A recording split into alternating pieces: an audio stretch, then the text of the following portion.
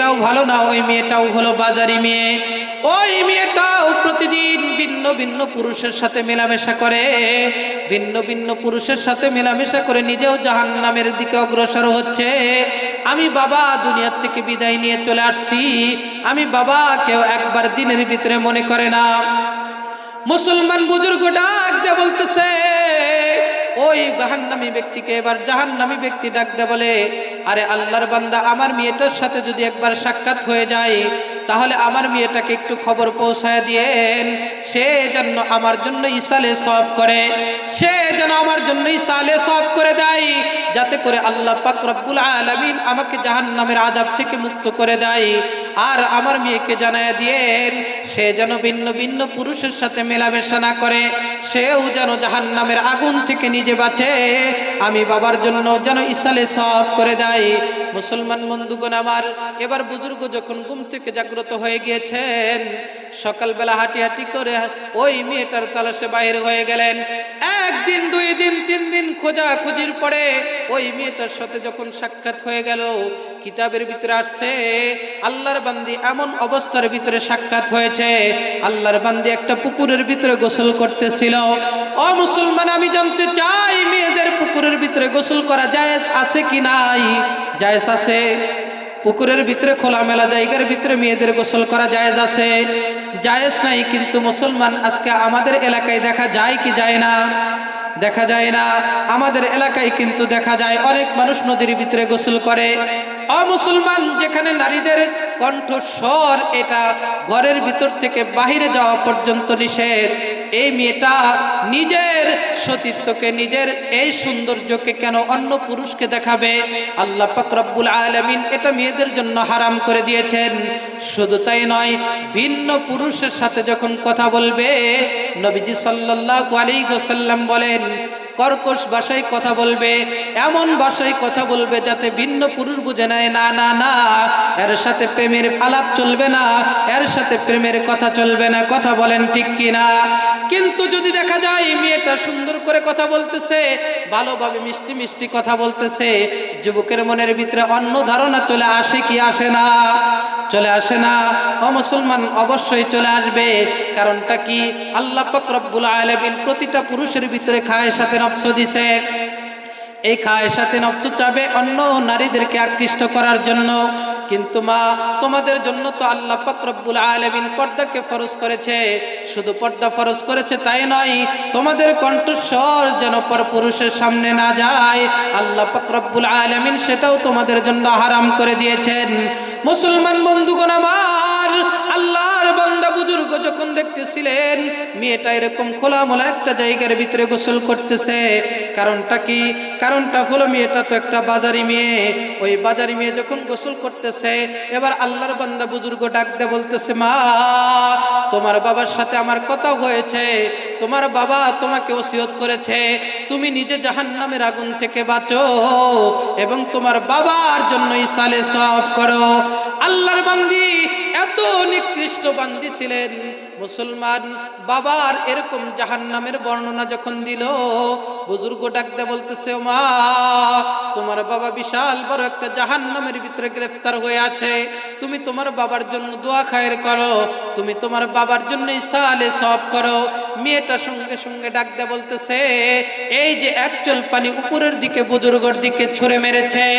ও মুসলমান, ছুঁড়ে মারার সঙ্গে সঙ্গে মেয়েটা এত বড় সঙ্গে দিলের অধিকারী, বাবার এত বড় জাহান্নামের কথা শোনার পরেও মেয়েটার দিলের ভিতরে একটু রহম হয় নাই, একটু মায়া হয় নাই রে মুসলমান।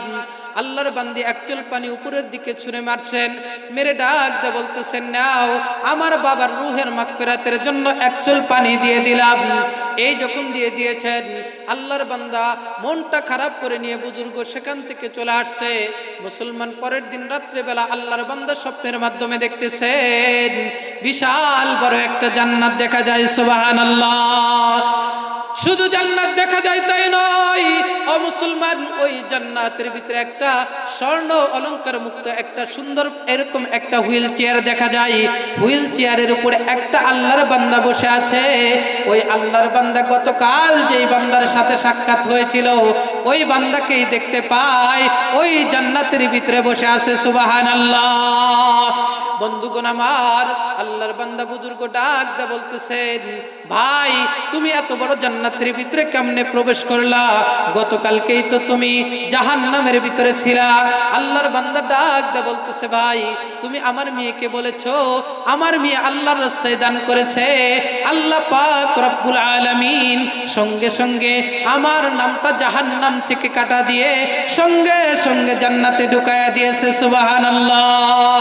মুসলমান বন্ধুগণ আমার, এবার বুজুর্গ ডাক দা বলতেছেন, কি দান করছে? কই আল্লাহর বান্দি তো কিছুই দান করে নাই, তোমার কলিজার টুকরা মেয়ে তো কিছুই দান করে নাই। বুজুর্গকে আল্লাহর বান্দা ডাক দে বলতেছে, না না না, আল্লাহ পাক রব্বুল আলামিনের রাস্তায় ওই আমার মেয়েটা আল্লাহ পাকের রাস্তায় দান করেছে, বিদায় আল্লাহ পাক মাফ করেছে। বলতেছে কি দান করেছে? কয় তোমার দিকে তেনা এক চুল ছুঁড়ে পানি মেরেছে। বলতেছে হা হা হা, এক চুল ছুঁড়ে পানি মেরেছিল। বলতেছে ওই এক চুল চুলে পানি মারার কারণে ওই পানির এক ফোঁটা পানি এমন একটা মাখলুকের মুখের ভিতরে পড়েছে, যেই মাখলুকটা পানির তৃষ্ণার কারণে সে প্রায় মরে যাচ্ছিল। এমন সময় যখন ওই পানির ফোঁটাটা তার মুখের ভিতরে চলে গিয়েছে, সঙ্গে সঙ্গে ওই মাখলুকটা পানিটা পান করেছে আর আল্লাহ তাআলার কাছে দোয়া করেছে, মালিক যেই ব্যক্তিটা এত বড় মুসিবতের মধ্যে আমার মৃত্যু সজ্জায় অবস্থার ভিতরে এক ফোঁটা পানি দ্বারা আমার উপকার করলো, আমার জীবনটা ভিক্ষা দিল, ও মালিক তার আপনজন যদি কবরের ভিতরে কেউ শাস্তির মধ্যে থাকে, আল্লাহ তুমি তাকে মাফ করে দাও।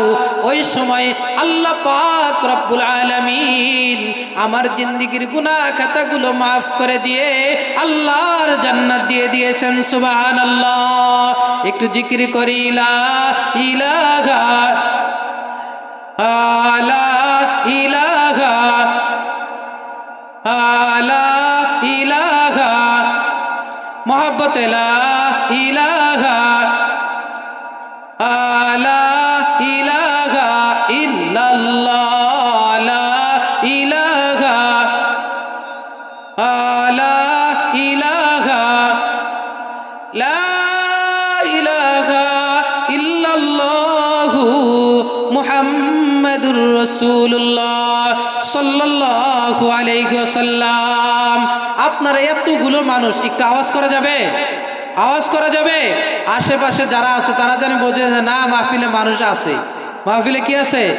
মানুষ আছে। আপনাদের আওয়াজে যেন বাহিরে কেউ না থাকে, সবাই যেন প্যান্ডেলে আসে। নারায়ে তাকবীর, নারায়ে তাকবীর। আল কোরআনের আলো, আল হাদিসের আলো, কোরআন সুন্নাহর আলো।